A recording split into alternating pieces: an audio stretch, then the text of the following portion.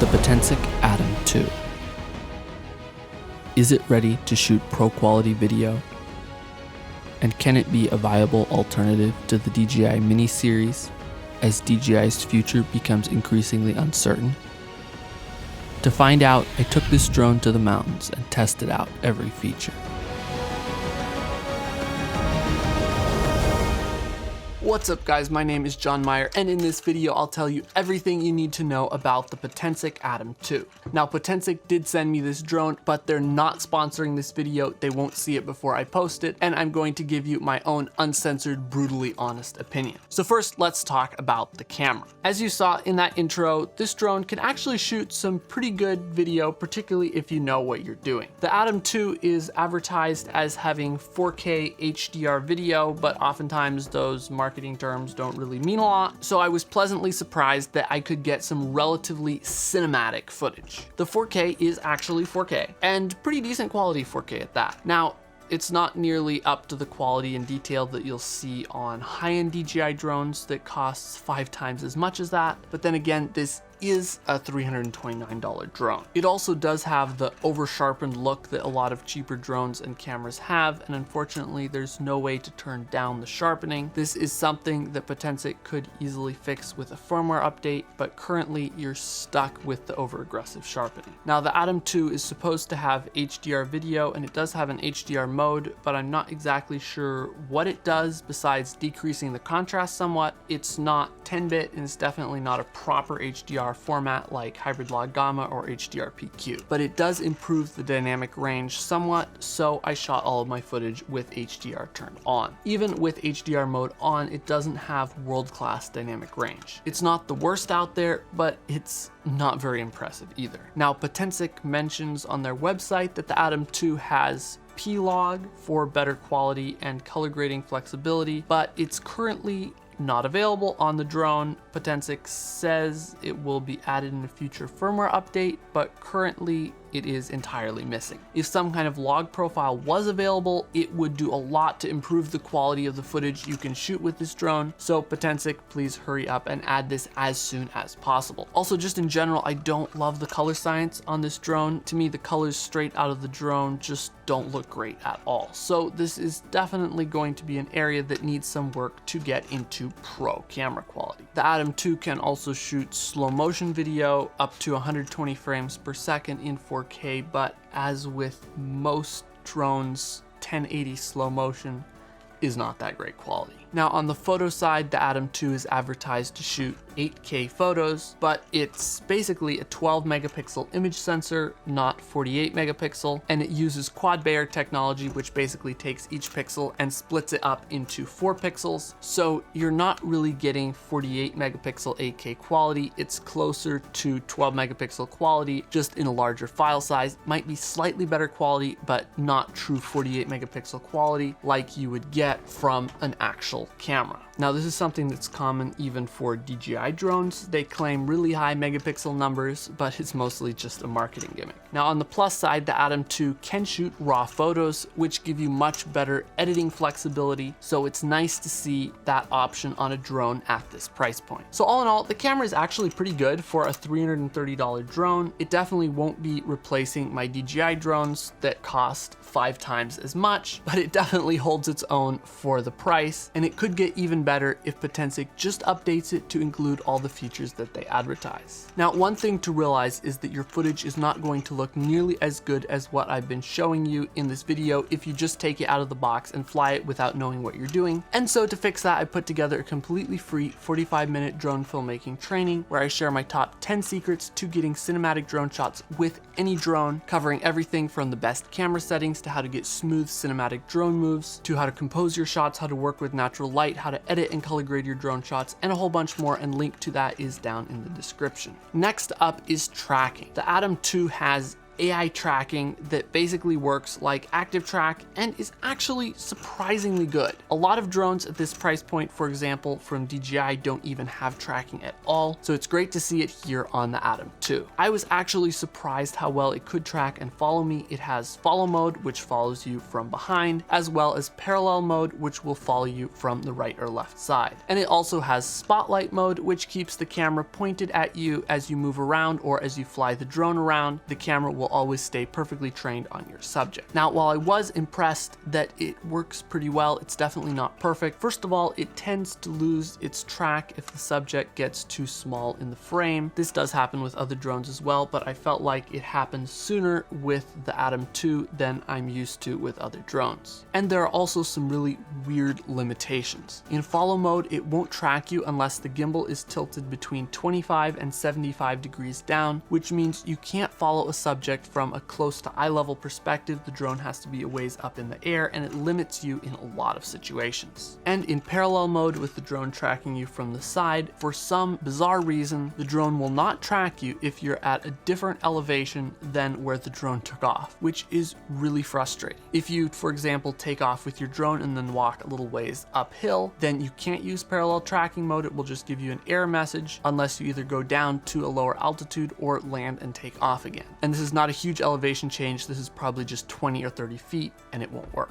So definitely some really weird limitations that I think could be fixed with a firmware update, but currently those are the issues. The Atom 2 also has AI QuickShots that let you automatically get different drone shots like an orbit or rocket or dolly zoom, and these modes actually do work quite well. Now, one thing to keep in mind with all of these modes is that the Atom 2 does not have any obstacle avoidance at all. So if you're having the drone, for example, orbit around you or follow you and there's an obstacle in the way, it will crash right into it. Now, not having obstacle avoidance isn't the end of the world. Back in the day with the Phantom 3, we didn't have obstacle avoidance anyway, and we survived. Well, we crashed too. But anyway, you just have to pay a bit more attention when you're flying, but it's definitely something to keep in mind, especially as a beginner. Next up is image transmission and control range. I was actually a bit surprised at how good the image transmission system and range on the Atom 2 is. The range and quality isn't quite up there with the best systems like DJI 04, and it has a bit more lag than I would like, and has some occasional short freezes, really short, just like a fraction of a second. But all in all,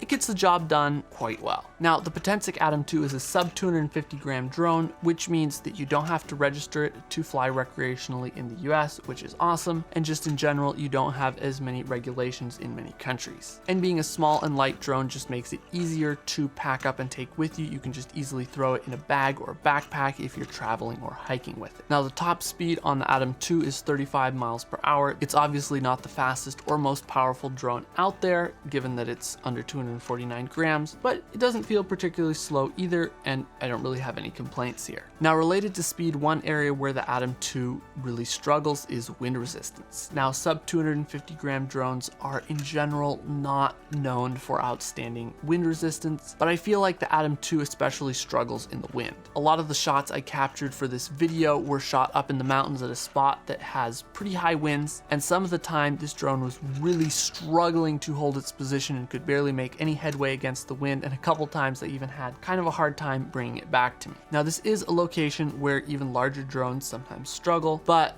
definitely don't expect outstanding wind resistance from the Atom 2. Now, one feature the Atom 2 has that I wish was on more drones is dynamic home point.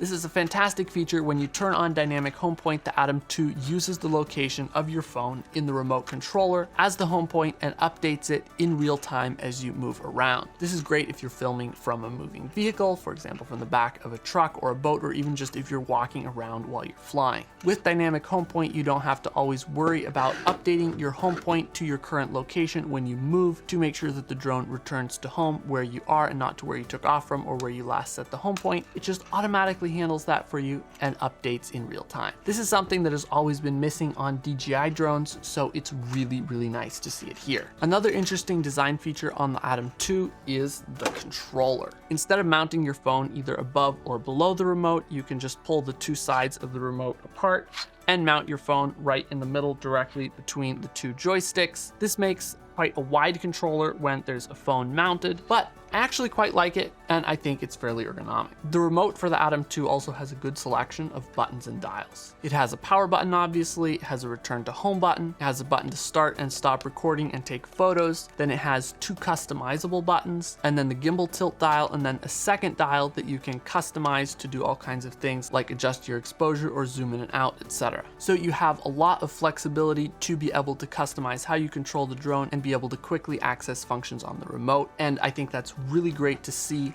on a drone at this price point. One final thing I really like about the Atom 2 is that the charging hub for the batteries can charge more than one battery at a time. So instead of having to charge the batteries one after another, it is putting power into all of the batteries at once, and presumably that will get your batteries charged quicker. So those are some of the things that work well on the Atom 2. Now let's talk about some of the issues that I've come across while using this drone. First off is reliability issues. When I was flying this drone with an Android phone in the controller, at some point while I was filming with it, it just stopped connecting to the remote no matter what I tried, and that actually prevented me from shooting as much footage as I wanted to up in the mountains because I just couldn't fly with the phone in the remote. It just wouldn't work. I'm not sure exactly why this was, but I think it might have had to do with the next issue, which is that there seems to be some issues with logging into the Potensic app on multiple devices. When I logged into the app on both my Android phone and my iPhone, it would keep kicking me out of the account on one of the devices, and it wouldn't even let me log back in, would give me an error. So definitely something Potensic needs to fix. I see absolutely no reason why you shouldn't be able to use more than one phone or tablet with the remote be logged in on multiple devices. With my DJI drones, I'm logged into my DJI account on multiple devices. I might want to be able to fly with my iPhone, sometimes instead swap a tablet in here, and to have to only be logged in on one device is just really unreasonable and restrictive. So Potensic, please fix this. Another issue I ran into with connecting my phone to the remote is that I couldn't connect my iPhone with a regular lightning cable. I still have an older iPhone. I could only use the supplied USB-C to lightning cable and not one of my own, which is kind of a headache if you for some reason want to use a longer cable or if you lose your original cable. My second problem with this drone is user experience and usability issues. A lot of these things could be fixed with a firmware update, but currently they're just major annoyances that make using this drone a lot more frustrating and a lot less fun. So first of all, the Atom 2 does not store your camera settings when you turn the drone off. After powering the drone off and back on again, all the settings are reset to auto, from exposure to white balance, everything else. This is extremely frustrating and a huge waste of time because I always use manual camera settings and I don't want to have to set those settings up for every single flight, especially when I just want to land and swap out a battery and keep on filming the same thing. I see absolutely no reason why this should be the case. There's no reason to erase all your settings. It just seems like an oversight in writing the firmware or the app or something. So hopefully Potensic will fix that, but again, that is currently a problem with this drone. Second, if the drone sits for just a little bit when you turn it on and before you take off, it enters some kind of a low power mode and it will not let you adjust the camera settings until after you take off. Again, this is extremely frustrating because many times I will power on my drone, then power on my remote, get everything ready to go, and I'll get my camera settings all dialed in before I take off because I don't want to waste my battery setting the camera settings while the drone is flying in the air. Again, this seems like a really dumb and unnecessary feature to me that causes a bunch of headaches, so Potensic, please fix it. And then there are other weird things like having to use a specific gimbal tilt range in follow mode, not being able to use parallel tracking if the subject isn't at the same height you took off from. They're just super bizarre limitations that really knock some points off this drone for me. The third issue I've run into is that when your battery percentage hits 30%, you lose the ability to fly in sport mode, which means you can't fly at anywhere close to the max speed. I'm not sure why this is, if it has something to do with trying to protect the battery from being drained too quickly, but I find this very frustrating because many times I want to be able to fly the drone back in sport mode as quickly as possible when my battery is getting low, and the Atom limits me to only being able to fly back at a slower speed in normal mode when the battery starts to get low. I've never seen this on other drones. I've seen some drones that will like reduce your throttle output limit, but I've never seen one that will reduce the maximum speed that you can fly at. So again, just a weird issue that kind of knocks some points off this drone. The fourth downside of the Atom 2 is that it doesn't have the best hovering stability. This isn't really an issue with the drone per se, but I have noticed that when flying the Atom 2 in tight environments, like trying to fly between trees, it tends to bounce around more and hover less precisely than other drones, which can make it very hard to fly in super tight spaces. This is probably because the vision positioning system isn't very well tuned or something, and so it isn't quite as good at precisely monitoring and correcting its position when it's close to the ground. And final downside, number 5, and this isn't a big issue, it's more of just a little annoyance, is that the batteries charge in a charging hub that needs its own separate AC adapter. All of my DJI drones back quite a ways, and even drones from other brands charge via USB-C, so I can just bring USB-C chargers and be able to charge everything, whereas for the Atom 2 I have to bring a separate charging brick for this drone. So final thoughts, is the Potensic Atom 2 ready to replace the DJI Mini series? In my opinion, unfortunately, it's not quite there yet. A lot of things on this drone just feel a bit unfinished and less than polished, and there's just enough bugs and quirks that it's just not quite there yet. Now, I do think Potensic has a huge opportunity here if they can improve the camera quality a little bit, actually add log, fix all the bugs and user experience issues in a future version of the Atom. I think they could actually take over a good chunk of the market share from the DJI Mini drones, especially if DJI ends up getting banned in the US. But right now, as things stand, would I buy a Potensic Atom 2? If you just want to fly for fun and don't care about camera quality too much, it could be a good, cheap first drone, but even then, there's enough annoying little issues and bugs that I can't really recommend it, especially with other options that are out there. I really wanted to like this drone, but it's just not quite there yet. And for pro video, it's definitely a little lacking in the camera department, but that is more forgivable given that it's a $330 drone. But with that said, guys, remember, it's not the gear you have, it's the piloting and video skills that you have that make great drone videos. And so if you want to learn how to create professional cinematic videos with any drone, I have a 12-hour drone filmmaking course where I take you through my entire process for creating cinematic drone videos from start to finish, covering everything from settings to composition to how to find locations and plan shots to editing and color grading. Everything is in there. If you want to check that out, you can go to flyingfilmmakerpro.com, and the link is also in the description. If you've enjoyed this video, hit that like button, subscribe if you want to see more videos like this, and I'll see you in the next one.